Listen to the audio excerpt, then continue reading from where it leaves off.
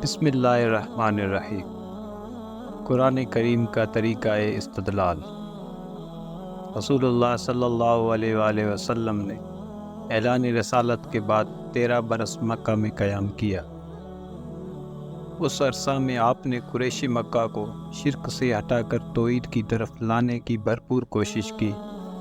قریش مکہ اپنے آپ کو حضرت ابراہیم سے منسوب کرتے تھے، مگر عملی طور پر وہ کئی سو برس سے دین شرک کو اختیار کیے ہوئے اور نسل در نسل سے شرک میں مبتلا تھے۔ وہ حضرت ابراہیم اور حضرت اسماعیل کا بتایا ہوا توحید کا راستہ کھو چکے تھے۔ دیگر کتب مساوی کو وہ اپنی کتابوں کے طور پر نہیں مانتے تھے۔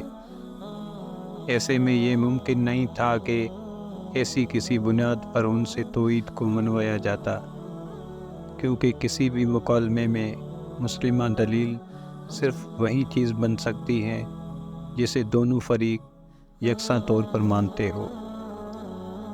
اس بات کو ایک مثال سے یوں سمجھے کہ عیسائی مسلمانوں کی مقدس کتاب قرآن پاک کو نہیں مانتے، اس لیے ایک عیسائی کو قرآن کی دعوت پیش تو کی جا سکتی ہے، مگر اس کی بنیاد پر اس سے کسی بات کو منوایا نہیں جا سکتا۔ البتہ توحید کی دعوت کی سچائی کو انجیل سے ثابت کیا جائے تو اس کا انکار کرنا اس کے لیے ممکن نہیں ہوگا، کیونکہ وہ انجیل کو مقدس کتاب کے طور پر مانتا ہے۔ قرآن کریم کے مخاطبین اور اہل مکہ کے درمیان مسئلہ عقائد اور مسلمہ کتابوں کی غیر موجودگی کے باوجود مکہ مکرمہ میں قرآن کریم کا 2/3 حصہ نازل ہوا، جس کے بعد قرآن نے یہ فیصلہ کر دیا کہ قریش مکہ پر بات بالکل واضح ہو چکی ہے، مگر وہ ضد اور ہٹ درمی کی بنیاد پر سچائی کو مان نہیں دے رہے تھے۔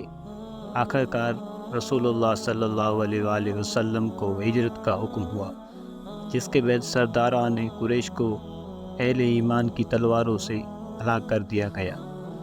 اس بات کو سمجھ لینے کے بعد ایک بنیادی سوال یہ پیدا ہوتا ہے کہ وہ کیا چیز تھی جس کی بنیاد پر اللہ تعالیٰ نے یہ فیصلہ کر لیا کہ قریش پر حجت پوری ہو چکی ہے۔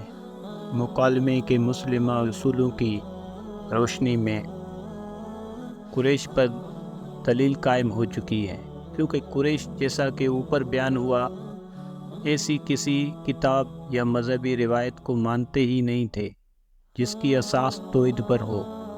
قرآن کریم کا گہرا مطالعہ ہمیں اس سوال کا جواب فراہم کرتا ہے کہ وہ جواب یہ ہے کہ اللہ تعالیٰ نے قریش کو جو دلائل دیے وہ عقلی اور فطری دلائل تھے۔ عقل و فطرت وہ دو چیزیں تھیں جو رسول اللہ صلی اللہ علیہ وآلہ وسلم اور قریش مکہ دونوں کے لیے مسلمات کی حیثیت رکھتی تھی، بلکہ حقیقت تو یہ ہے کہ اس دنیا میں جب بھی دو آدمیوں کے درمیان اختلاف ہو جائے اور ان کے درمیان کوئی ایسی چیز نہ ہو جو حجت بن سکے، تب بھی عقل کی بصیرت اور فطرت کی آواز وہ دو بنیادی چیزیں ہوتی ہیں جو ہمیشہ باقی رہتی ہیں۔ انہی کی بنیاد پر کوئی شخص بات سمجھنا چاہے تو ہر بات سمجھائی جا سکتی ہے اور ہر نزاع کا فیصلہ کیا جا سکتا ہے۔ یہی وہ دو چیزیں تھیں جن پر اللہ تعالیٰ نے اپنے سارے استدلال کی بنیاد رکھی۔ اس کے علاوہ جو دلائل بھی پیش کیے گئے ہیں وہ ثانوی نوعیت کے ہیں۔ مثلاً تنہا ایک رب کی عبادت کی دلیل جو قرآن میں جگہ جگہ دی گئی ہے وہ یہ ہے کہ ساری نعمتیں اور مہربانیاں جب ایک خدا ہی کی ہیں تو بندے کی سجدہ و نیاز کا مستحق بھی صرف وہی رب ہے، اس کے سوا کوئی اور عبادت کا مستحق نہیں۔ یہ سرتاسر ایک عقلی اور فطری دلیل ہے جو ہر انسان کی عقل کو اپیل کرتی ہے۔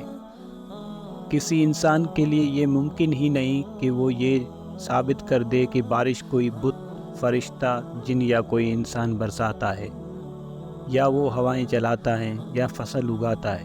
کسی نے اگر غیر اللہ کو معبود ثابت کرنے کی کوشش کی تو قرآن نے عقلی دلائل سے یہ واضح کر دیا ہے کہ یہ ممکن نہیں ہے۔ مثلاً حضرت عیسیٰ کی الوہیت کو یہ کہہ کر رد کیا گیا کہ وہ خود کھانا کھانے کے محتاج تھے، وہ خدا کیسے ہو سکتے ہیں؟ بتوں کے بارے میں کہا گیا کہ مکھی بھی ان سے کچھ چھین کر لے جائے تو وہ واپس نہیں لے سکتے، وہ کیسے تمہارے کام آ سکتے ہیں؟ قریش مکہ کے پاس ان عقلی دلائل کا کوئی جواب نہیں تھا، سوائے اس کے کہ ہم نے اپنے باپ دادا کو اسی بت پرستی کے طریقے پر پایا ہے۔ اس کے جواب میں قرآن نے پھر واضح کر دیا کہ اس کی کیا ضمانت ہے کہ تمہارے باپ دادا کسی غلطی میں مبتلا نہیں ہو سکتے۔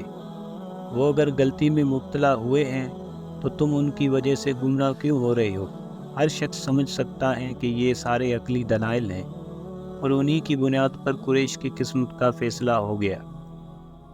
بدقسمتی سے آج مسلمانوں کے ہاں علمی معاملات میں قرآن کو کوئی فیصلہ کن دلیل کی حیثیت حاصل ہے، اور نہ عقل اور فطرت کو۔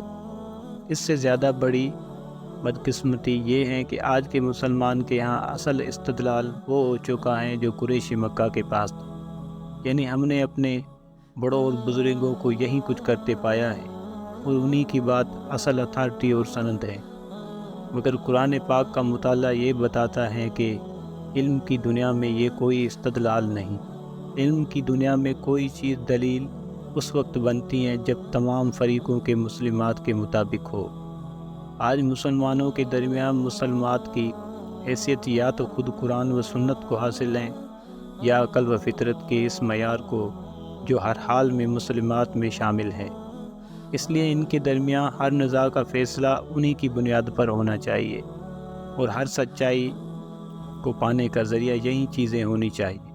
تاہم قرآن کریم ہمیں یہ بھی بتاتا ہے کہ سچائی اس دنیا میں صرف اسی شخص کو ملتی ہے جو کبر، حسد، دنیا پرستی، مفاد پرستی اور تعصب کے ہر شائبے سے خود کو پاک کر کے سچائی کا سچا طلبگار بن جائے۔ جو شخص ایسا کر لیتا ہے، اللہ تعالیٰ اس کے لیے ہدایت کے راستے کو آسان کر دیتا ہے، مگر جس شخص کا سینہ ان جذبات کے دلدل بنا ہوا، اس کے پاس ہر دلیل کے جواب میں پیش کرنے کے لیے کوئی نہ کوئی نکتہ نکل آتا ہے، مگر یہ طرز عمل انسان کو ہدایت سے ہمیشہ کے لیے دور کر دیتا ہے۔ یہ قرآن سے حاصل کرنے والی سب سے بڑی بات ہے۔